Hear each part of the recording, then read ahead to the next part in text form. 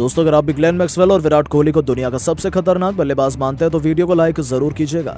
दोस्तों, final match में भारत की अद्भुत बल्लेबाजी और गेंदबाजी देखकर पूरा क्रिकेट जगत हैरान रह गया।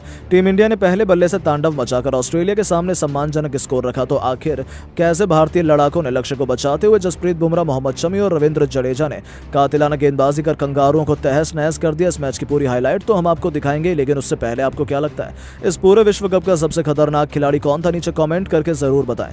दोस्तों, आखिरकार 1.5 महीने के इंतजार के बाद वो दिन आ गया जब आईसीसी वर्ल्ड कप 2023 का फाइनल मुकाबला टीम इंडिया और ऑस्ट्रेलिया के बीच गुजरात के नरेंद्र मोदी स्टेडियम में खेला गया। इस मुकाबले में कप्तान रोहित शर्मा ने टॉस हारने के बाद भी पहले बल्लेबाजी करी। टीम के लिए हर मैच की तरह ओपनिंग की शुरुआत करने कप्तान रोहित शर्मा के साथ शुभमन गिल उतरे और दोनों बल्लेबाज बेहद आक्रामक अंदाज में नजर आ रहे थे और कप्तान रोहित शर्मा का पहले ही ओवर में मिचेल स्टार्क का सामना हुआ। रोहित शर्मा सूझबूझकर बल्लेबाजी कर रहे थे। उन्होंने दूसरा ओवर फेंकने आए जोश हैजलवुड की दूसरी गेंद पर खतरनाक अंदाज में आगे बढ़कर कवर ड्राइव लगा दिया। इसके बाद उन्होंने अगली ही गेंद पर एक और चौका जड़ दिया और टीम के स्कोर को तेजी से आगे बढ़ाना शुरू कर दिया। रोहित शर्मा बेहद आक्रामक अंदाज में नजर आ रहे थे। टीम के लिए चौथे ओवर फेंकने आए जोश हैजलवुड के ओवर की अंतिम 2 गेंद पर रोहित शर्मा ने पहले तो गगनचुंबी छक्का जड़ा और फिर एक खतरनाक चौका जड़कर टीम इंडिया के स्कोर को तेजी से आगे बढ़ाना शुरू कर दिया। लेकिन टीम के लिए 5वां ओवर फेंकने आए मिचेल स्टार्क ने अपने ओवर की दूसरी गेंद पर शुभमन गिल को पवेलियन का रास्ता दिखा दिया। वो टीम के स्कोर को 5 ओवर में 37 रनों तक पहुंचा दिया था। गिल मैदान के बाहर जा चुके थे। अब उनका साथ देने के लिए किंग कोहली आ गए थे।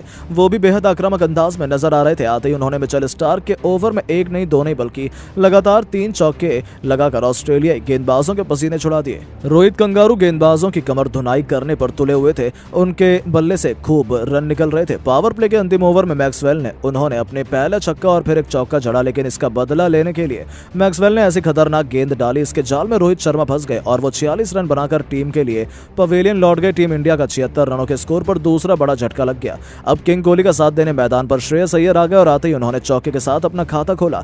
टीम इंडिया का स्कोर पावर प्ले के 10 ओवर में 80 रनों तक पहुंच चुका था। टीम के लिए 11वां ओवर फेंकने आए कप्तान पैट कमिंस ने श्रेयस अय्यर को ज्यादा देर तक मैदान पर टिकने नहीं दिया और उन्हें पवेलियन का रास्ता दिखा दिया।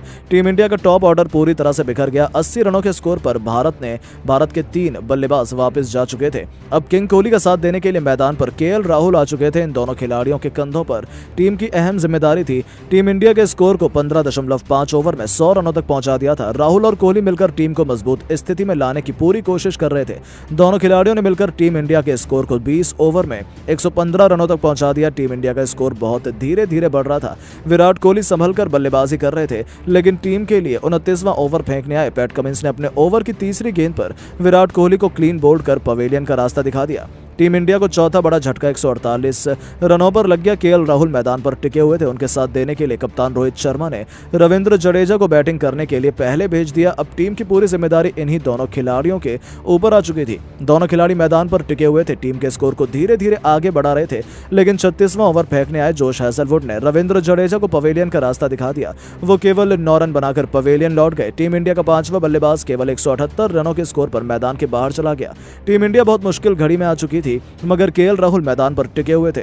उनका साथ देने के लिए अब सूर्य कुमार यादव आ गए और इन दोनों बल्लेबाजों ने मिलकर टीम की पारी को धीरे धीरे संभाला। 41 ओवर में टीम इंडिया का स्कोर 200 रन के पार पहुंचा, लेकिन 42 ओवर में केएल राहुल भी स्टार्क की गेंद पर अपना विकेट गंवाकर पवेलियन लौट गए और टीम इंडिया को 203 रनों के स्कोर पर छठा झटका लग गया। इसके बाद मोहम्मद शमी और जसप्रीत बुमराह भी ज्यादा देर तक मैदान पर टिक नहीं सके और वो भी पवेलियन लौट गए। अंत में टीम इंडिया को मोहम्मद सिराज और कुलदीप यादव ने मिलकर 240 रनों तक पहुंचा दिया और पूरी टीम 50 ओवर में 10 विकेट अपना गंवा बैठी। ऑस्ट्रेलिया की टीम इस पारी की शुरुआत करने मैदान पर उतरी। भारतीय गेंदबाज भी हौसले से बुलंद थे। डेविड वार्नर और ट्रेविस हेड मैदान पर अलग अंदाज में नजर आ रहे थे। दोनों बल्लेबाजों ने मिलकर बुमराह के ओवर में 15 रन बटोर लिए। रोहित शर्मा ने एक बार फिर से अधिक भरोसा जताकर गेंद मोहम्मद शमी के हाथों में थमा दी और मोहम्मद शमी ने खतरनाक गेंदबाजी का नजारा दिखाते हुए अपने दूसरी गेंद पर डेविड वार्नर को पवेलियन का रास्ता दिखा दिया और विराट कोहली ने शानदार कैच लपका। ट्रेविस हेड का साथ देने के लिए मैदान पर मिचेल मार्श आ चुके थे। इन दोनों बल्लेबाजों को विकेट गिरने का कोई फर्क नहीं पड़ रहा था।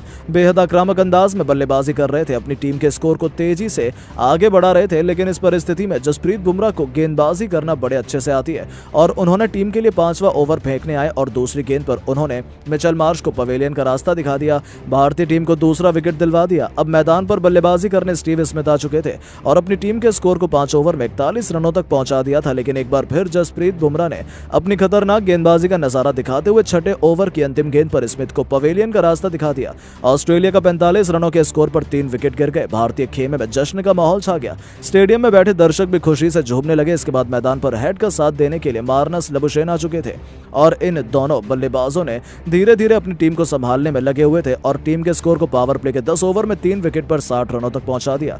भारतीय कप्तान रोहित शर्मा को एक बार फिर विकेट की तलाश थी और वो अपने नए अंदाज से नए गेंदबाजों से ओवर फेंकवा रहे थे, लेकिन दोनों बल्लेबाज मैदान पर डटे हुए थे। दोनों बल्लेबाजों ने मिलकर अपनी टीम के स्कोर को 15 ओवर में 3 विकेट पर 78 रन तक पहुंचा दिया था। दोनों बल्लेबाज मैदान पर टिके हुए थे और अपनी टीम के स्कोर को धीरे धीरे आगे बढ़ा रहे थे। दोनों खिलाड़ियों ने मिलकर टीम के स्कोर को 19 ओवर में 100 रन तक पहुंचा दिया था। साथ ही अर्धशतकीय पार्टनरशिप भी पूरी कर ली थी। वहीं ट्रेविस हेड ने अपना अर्धशतक भी पूरा कर लिया। लेकिन पूरे विश्व कप में किस खिलाड़ी ने सबसे शानदार प्रदर्शन दिखाया है, नीचे कमेंट करके जरूर बताएं। जहां एक तरफ ऑस्ट्रेलिया के महानतम कप्तान रिकी पॉन्टिंग ने जश्न मनाते हुए कह दिया कि ऑस्ट्रेलिया की मैदान लेगेसी को हमारे खिलाड़ियों ने बखूबी आगे बढ़ाया है। भारत में हराकर उन्होंने 6वीं बार वर्ल्ड कप का खिताब जिताकर दिखा दिया कि विश्व कप में क्रिकेट में ऑस्ट्रेलिया को कोई भी सानी नहीं है। मैं इन सभी खिलाड़ियों के साथ साथ अपने पूरे देशवासियों को इस जीत की बधाई देना चाहता हूं। हम सभी को आप पर गर्व है। लेकिन दोस्तों, दूसरी तरफ सचिन तेंदुलकर की तो आंखों में आंसू रुक ही नहीं रहे थे। जी हां, उन्होंने कह दिया कि मेरे पास कहने के लिए शब्द नहीं है। मैं अभी भी ये सदमा बर्दाश्त नहीं कर पा रहा हूं कि हम ये मुकाबला हार गए। सच कहूं तो हमारी टीम ने खराब खेला है।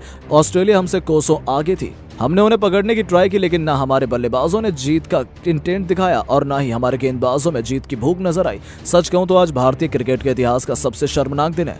तो वहीं शोएब अख्तर ने भी हमारा मजाक उड़ाने में कोई कसर नहीं छोड़ी। उन्होंने कह दिया कि यही होता है जब लोग अपने आप को बादशाह मानने लगते हैं। भारत के साथ तो यह होना ही था। हमें पहले ही पता था। उन्हें लग रहा था कि उन्हें कोई नहीं हरा सकता है, लेकिन उनका घमंड ही उन्हें ले डूबा। इंशाल्लाह ऊपर वाला सब देख रहा है। समय समय पर सबके साथ इंसाफ होता है। भारत ने जो दूसरों के साथ गलत किया था, आज उन्हें सूद समेत वापस मिला है। मैं ऑस्ट्रेलिया को जीत की बधाई देना चाहता हूँ। यहाँ तक कि इंग्लैंड के पूर्व खिलाड़ी केविन पीटरसन ने कहा कि टीम इंडिया अपनी गलती की वजह से हारी है। वो आसानी से ऑस्ट्रेलिया को हरा सकते थे, लेकिन ऑस्ट्रेलिया का नाम सुनकर ही वो खौफ में आ गए और शुरू में जब उन्हें झटके लगे तो वो वहां से उभर ही नहीं पाए। सच कहूं तो एक बार फिर भारत के बल्लेबाजों ने उन्हें निराश किया और बल्लेबाजी की वजह से टीम इंडिया ये टूर्नामेंट हारी है। मुझे उनके लिए बुरा लग रहा है, लेकिन ऑस्ट्रेलिया ने कमाल का खेल दिखाया। उन्हें जीत की बहुत बहुत बधाई।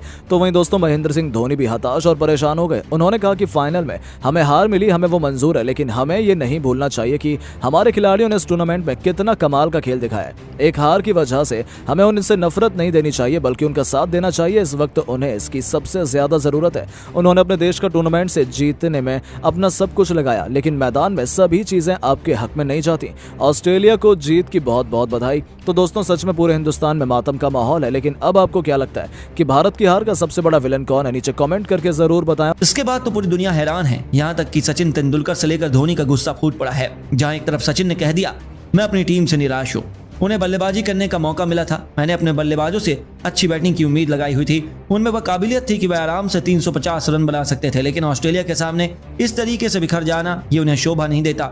यदि आज हम यह मैच हार गए तो इससे बड़ा सदमा हमारे लिए कुछ और नहीं होगा। जी हाँ दोस्तों, सचिन का तो दिल ही टूट गया है। वहीं रिकी पॉन्टिंग ने भी हमारा मजाक उड़ाते हुए कह दिया कि आज एक बार फिर चोकर्स इंडिया ने दिखा दिया कि आखिर क्यों वह वर्ल्ड चैंपियन बनने के लायक ही नहीं है। मुझे पहले ही पता था कि हमारी टीम को ऐसी परिस्थितियों में खेलने का बहुत एक्सपीरियंस है और भारत हमारे सामने कहीं भी टिक नहीं पाएगा। चलिए, अच्छी बात है, भारत का घमंड तो ठिकाने आ जाएगा। दोबारा वह बड़ी बड़ी बातें करने से पहले 100 बार सोचेंगे। जी हाँ दोस्तों, केवल यही नहीं, शोएब अख्तर ने भी हमारा मजाक उड़ाने में कोई कसर नहीं छोड़ी।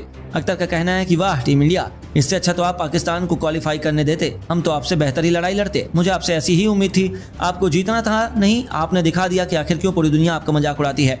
आज एक बार फिर आपने साबित कर दिया कि आप लोगों के केवल नाम बड़े हैं और दर्शन छोटे हैं। सबसे ज्यादा जरूरत पड़ने पर आप लोग तो वह फिल्म है जो हमेशा फ्लॉप होती है। बहुत खूब हिंदुस्तान। वहीं महेंद्र सिंह धोनी ने भी दोस्तों अपने गुस्से पर काबू नहीं रख पाए और टीम इंडिया को लताड़ लगाते उन्होंने कह दिया, एक बार फिर वही हुआ जिसका मुझे डर था। हालांकि मुझे लगा कि 4 सालों में हमारे खिलाड़ी ऐसी परिस्थितियों से निपटना सीख गए होंगे। रोहित ने इतनी बेहतरीन शुरुआत दिलाई, लेकिन फिर बीच में इतनी अधिक डॉट बॉल हमारे बल्लेबाजों ने खेल ली, जिससे दबाव हमारे पर लगातार बढ़ता गया और हम 250 रन तक भी नहीं पहुंच पाए। हालांकि हमारी गेंदबाजी में दम है, हम अभी भी मैच बचा सकते हैं, लेकिन बल्लेबाजों ने हमारे विश्व कप की उम्मीदों को लगभग समाप्त कर दिया है। दोस्तों, अंत में ब्रेटली का रिएक्शन भी निकलकर सामने आया। उन्होंने कहा कि ऑस्ट्रेलिया की तारीफ करनी पड़ेगी, गेंदबाजों ने कमाल की गेंदबाजी की है। मुझे अपने खिलाड़ियों से ऐसी ही उम्मीद थी, लेकिन कहीं ना कहीं भारतीय टीम ने खुद अपने ही ऊपर मुसीबत मोल ली है। उन्हें इतनी बेहतरीन शुरुआत मिली थी, चाहते तो वह आसानी से 350 रन बना सकते थे, लेकिन भारतीय बल्लेबाज खुद ही आउट होने पर तुले हुए थे। इसमें हम क्या ही कर सकते हैं। बहुत बहुत बधाई हो ऑस्ट्रेलिया एक और वर्ल्ड कप की जीत के लिए। तो दोस्तों, सच में जहां हर एक हिंदुस्तानी निराश है, वहीं पूरी दुनिया में हमारा मजाक बन रहा है।